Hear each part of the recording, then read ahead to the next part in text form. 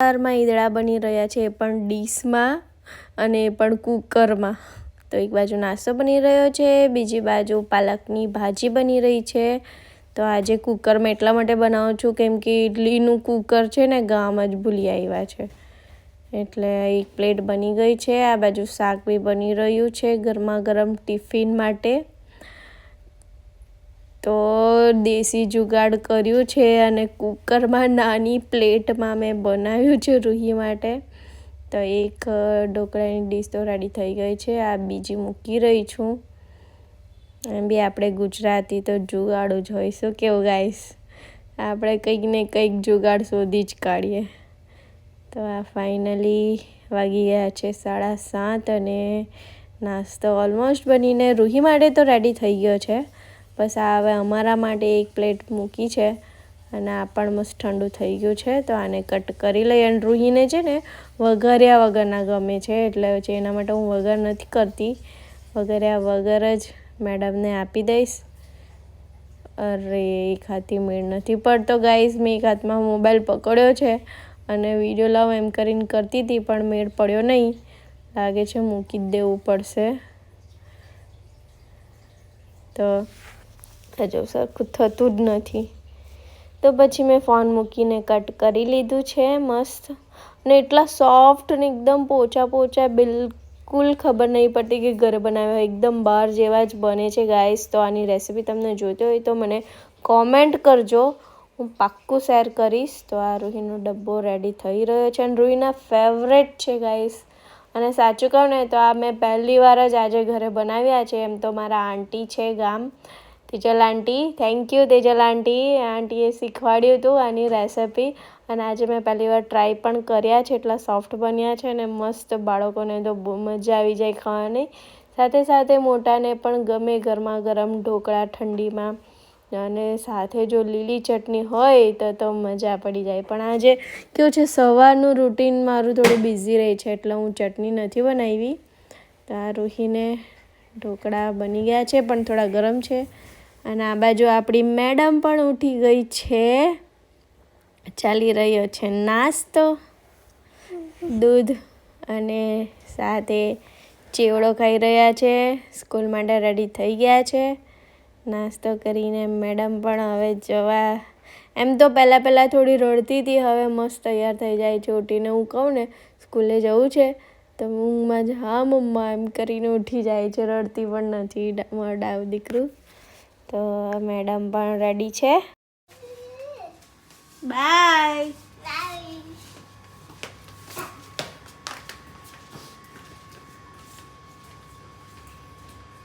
ચાલો ત્યારે આપણે પણ નાસ્તો કરી લઈએ. અને રૂહી માટે વઘાર્યા નહીં તો પછી મેં પણ મારા માટે નહીં વઘાર્યા, એમ જ ખાઈ લઉં છું ગરમા ગરમ. અને એકદમ સોફ્ટ જો ગાઈસ, જોઈને તમને ખ્યાલ આવી જશે. તો ચાલો ખાઈ લઉં હું. Hello everyone, good morning, welcome to my new vlog. તો આજે ગુરુવાર છે, એમ તો ચાલો છે શુક્ર શનિ, પણ અમે જઈ રહ્યા છીએ આજે કામ. થોડું કામ આવી ગયું છે એટલે જવું પડશે. રૂહી મેડમ ગયા છે સ્કૂલ, તો મેડમ આવી જાય, એના ડેડી આવી જાય ઓફિસથી, પછી નીકળીએ એમ વિચારતા છે. અને રસોઈ બધું બની ગયું છે, પણ મસ્ત ગરમા ગરમ સવારે ઢોકળા ખાઈ લીધા છે એટલે હમણાં ભૂખ નથી લાગી, થોડી વાર રહીને જમીએ. અને એમ તો ઓલમોસ્ટ બધું કામ ખતમ થઈ જ ગયું છે, પણ એક કામ બાકી છે, પેકિંગ કરવાનું. તો કરું થોડી વાર રહીને, હવે કંટાળો આવે છે, મોબાઈલમાં રીલ જોયા કરું છું. થોડી વાર રહીને કામ પતાવીએ. એમ તો હજી કેટલા વાગ્યા છે, 11:15 વાગ્યા છે, હજી ટાઈમ છે. રૂહી મેડમ આવે ત્યાં સુધી કામ પતાવી દઈશ. તો ગાઈસ, કેવું છે તમારે ત્યાં, ઠંડી કેવી છે કોમેન્ટ કરજો. ચા નાસ્તો કર્યો કે નહીં. અને એમ તો અહીંયા તો એટલી સુરતમાં ઠંડી નથી વસ્તીના લીધે, પણ ઘરે ફોન કર્યો તો ખબર પડી છે કે ગામડે તો જબરજસ્ત ઠંડી છે, એટલે બરાબર કપડાં લઈ જવા પડશે, ખાસ કરીને રૂહીના. ચલો 12 વાગવાના છે, જમી લઈએ પછી પેકિંગ બી ચાલુ કરી દઉં. તો પછી આવીને ઉતાવળ થશે. ચાલો. આજે ગુવાર સિંગનું શાક બનાવ્યું છે અને છે સાથે રોટલી. તો જમી લઈએ. ચલો ગાઈસ, કરી લઈએ પેકિંગ. ચલો ફાઇનલી પેકિંગ થઈ ગયું. આવી ગયું ડીંગલું. લાવ જાઓ, શૂઝ કાઢી દો. મજા આવી આજે સ્કૂલમાં? શું કરાવ્યું? લખાવ્યું? હા. ડબ્બો ખાધો? ઓકે.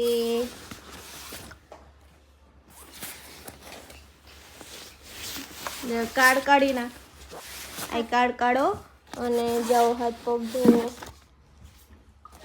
કેમ?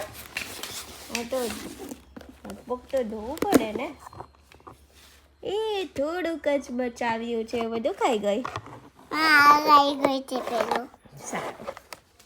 રોહી સવારે તો દૂધ પીને ગયેલી હતી. ના, વિડીયો બનાવ્યો છે મેં. પાછું પીવાની તો શાક રોટલી ક્યારે ખાવાની? પછી ખાવા. આજે શું બનાવ્યું?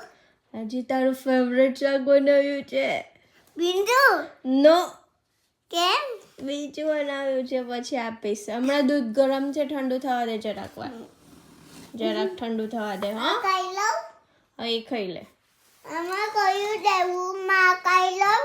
ઓકે, ખાઈ લે. હા. તો ફાઇનલી ગાઈસ નીકળી ગયા છે અમે કામ જવા માટે. પેકિંગ તો પહેલાં જ કરી લીધું હતું. રૂહી મેડમ પણ સૂઈને ઉઠી ગયા છે એટલે નીકળ્યા.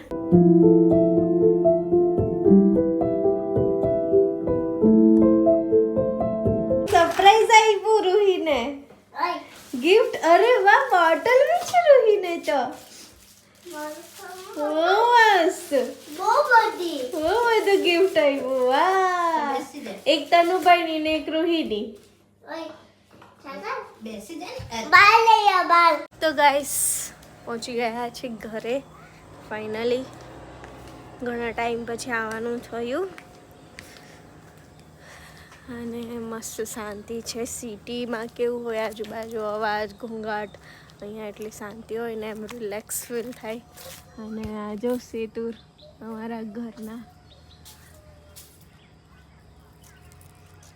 હમણાં શિયાળાનો ટાઈમ પણ છે ને, આની સિઝન ચાલે છે એટલે હવે ધીમે ધીમે આવશે. જો કેટલા બધા આવ્યા છે. આ તો હજી લાલ છે, આ થોડા ખટ્ટા લાગે. હજી કાળા થાય ને એટલે મસ્ત મીઠા મીઠા લાગે. રૂહી, સેતુર ખાવું છે? લાવું મેં. લાવું છું, ઊભી રહે.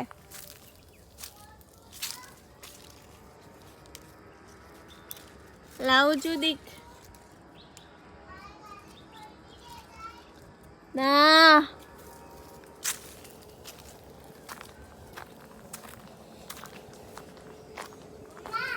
હા. કોઈ મારી સાયકલ ની રે ગઈ? નો. આલે. આપ. આવ ચેટોલ મમ્મા.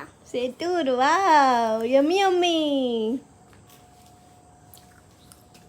આ સાયકલ કોણ લાવ્યું?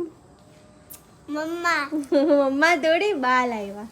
તો ગાઈસ વાગી ગયા છે 7 અને એમ તો જમવાનું બની જ ગયું છે, પણ પછી જમીશું કેમ કે હમણાં જઈ રહ્યા છે અમે દીદીના ઘરે.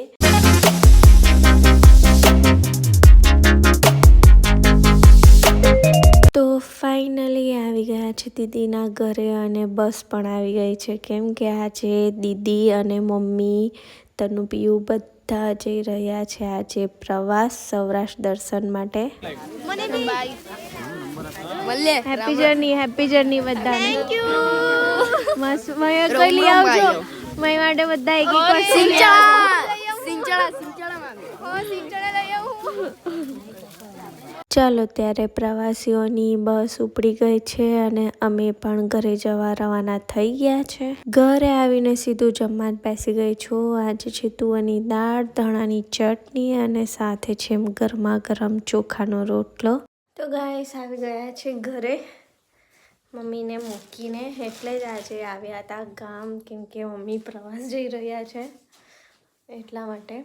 તો ચાલો વ્લોગને યાર એન્ડ કરું છું, કેમ કે જમી લીધું છે અને ઠંડી લાગેલી હતી કે બહુ વધારે હશે, પણ એટલી છે નહીં, આજે થોડી ઓછી છે. તો ચાલો વ્લોગને આજે એન્ડ કરું છું. મળીએ કાલે નવા વ્લોગના સાથે. વિડીયો ગમ્યો હોય તો લાઈક કરજો, સબસ્ક્રાઈબ કરજો. Okay, bye bye.